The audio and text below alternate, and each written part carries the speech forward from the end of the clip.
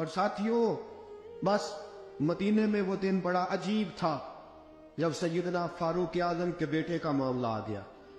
آج 60 سال کا بوڑھا عمر، ابو شامہ حضرت عمر کے صاحبزادے، یہودیوں نے سازش کر کے انہیں نبیذ پلا دی۔ نبیذ جائز تھی، نبیذ کیا کہ شراب پلا دی۔ پھر مقدمہ قائم ہوا، کہا اب پتہ چلتا ہے عمر کتنا عدل کرتا ہے۔ سیدنا فاروق اعظم کے پاس گواہ آئے، صاحبزادہ اندر کھانا کھا رہا تھا، فاروق اعظم نے گریبان سے پکڑا، کھینچ کے لائے، فرمایا ابو شامہ چل، تو نے شراب پی ہے، تجھے کوڑے مارے جائیں گے، تیرے لیے 100 یا 80 کوڑوں کی سزا تیاری کر لے۔ ابو شامہ کہتے ہیں کہ ابا جی انہوں نے نبیذ تئی تھی، شراب پلا دی۔ فرمایا تو نے پی کیوں؟ تو نے پی کیوں؟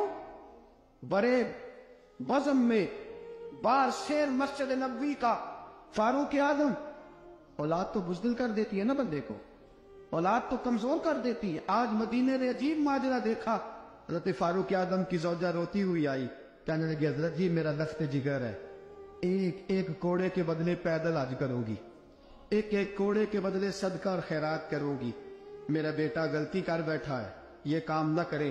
آپ نے فرمایا تو مجھے کہتی ہے میں یہ کام نہ کروں؟ تیرے حاج اور تیرے کوڑے کیا کرتے، تیرے حاج اور صدقے کیا کرتے ہیں؟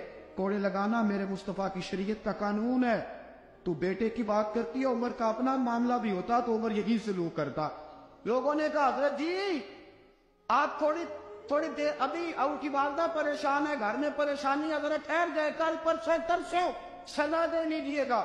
فرمایا تمہیں یاد نہیں جب مدینے کی ایک بی پی نے چوری کر لی تھی اور میرے مصطفیٰ کی بارگاہ میں کہا گیا تھا حضور ذرا ٹھہر جائے، سزا نہ دے، تو حضور نے فرمایا تھا اگر فاطمہ بھی چوری کرتی تو ہاتھ کاٹ دیتا۔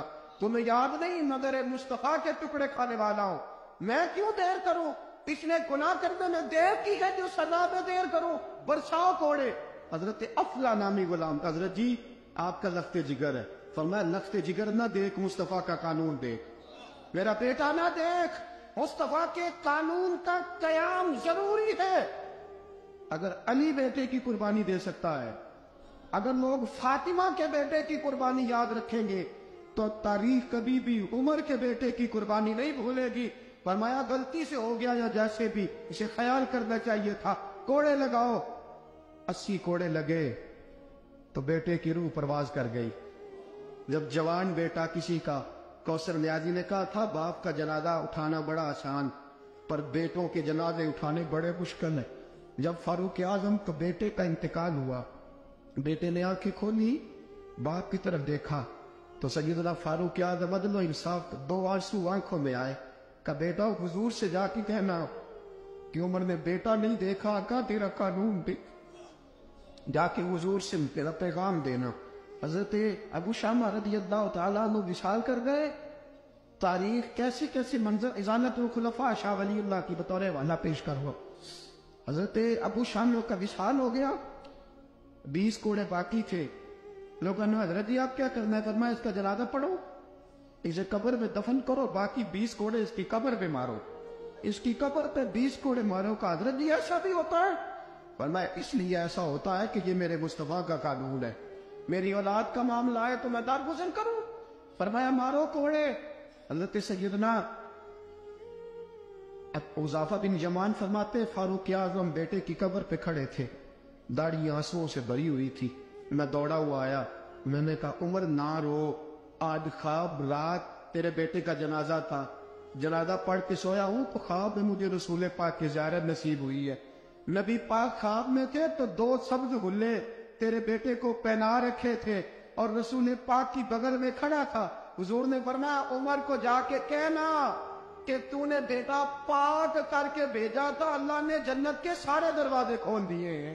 اللہ نے عمر کو میرا سلام کہنا اور اسے کہنا عمر تیرا حدود اللہ قائم کرنا خدا کو بھی پسند ہے، مصطفیٰ کو بھی پسند۔ ساتھیو عمر انتقال کر گئے، 26 ذی الحجہ کو زخم لگا، یکم محرم کا دن، آج کا دن حضرت فاروق اعظم کو یاد رکھنا، لوگوں کو بتانا، دن بار عمر کی باتیں کرنا، خراج تحسین پیش کرنا۔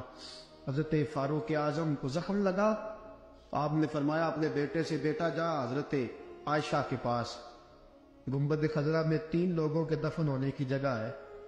एक में अबू बकर दफन हो चुके, एक में रसूल पाक का मज़ार कुर्सी बन चुका, एक जगह खाली है। जाके आयशा से पूछना, मुझे पता है वो 18 साल की उम्र में रसूल पाक पर्दा कर गए थे। 18 साल सैयदा की उम्र थी। आयशा ने जगह अपने लिए रखी हुई है। जाके बाहर खड़े होके कहना, अम्मा जी, उमर कहता मेरा दिल करता है,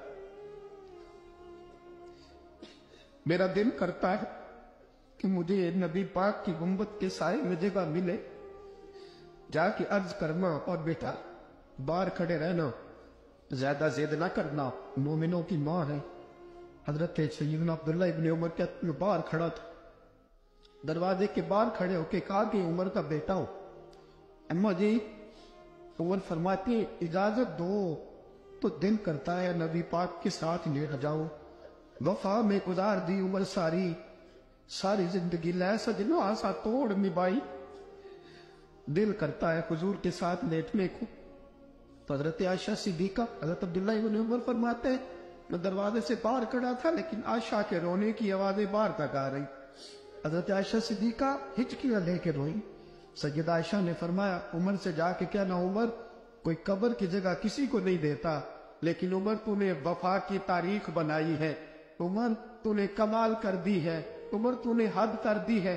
उमर को जाके कहना कि मैं जन्नतुल बकी में दफन हो जाऊंगी, जहां मेरा वक्त आएगा दफन हो जाऊंगी, लेकिन उमर तेरी खिदमत कहती है कि तुझे नबी के साथ दफन होना चाहिए। सैयदना अब्दुल्ला इब्न उमर फरमाते हैं कि जब दफन होने के पानी पर सैनियां रंगा रंग खड़े, करे औसदा जानिए जिसदा तोड़ चढ़े। फरमाते आया, उमर को आके बताया, पेशानी खून से भरी हुई। उमर ने सजदे में रख दी, रो के कहा, आज मेरी तोड़ निभ गई है। हजरत फारूक आज़म मुस्तफा के साथ लेट गए। मेरे नबी ने फरमाया, उमर या तुझे अपने पड़ोस में दफन करना हो, तूने अगर राह वफा में बेटे तक कुर्बान कर दिए है ना, तो कयामत तक जो मुझे सलाम करने आएगा तुझे भी सलाम करके जाए।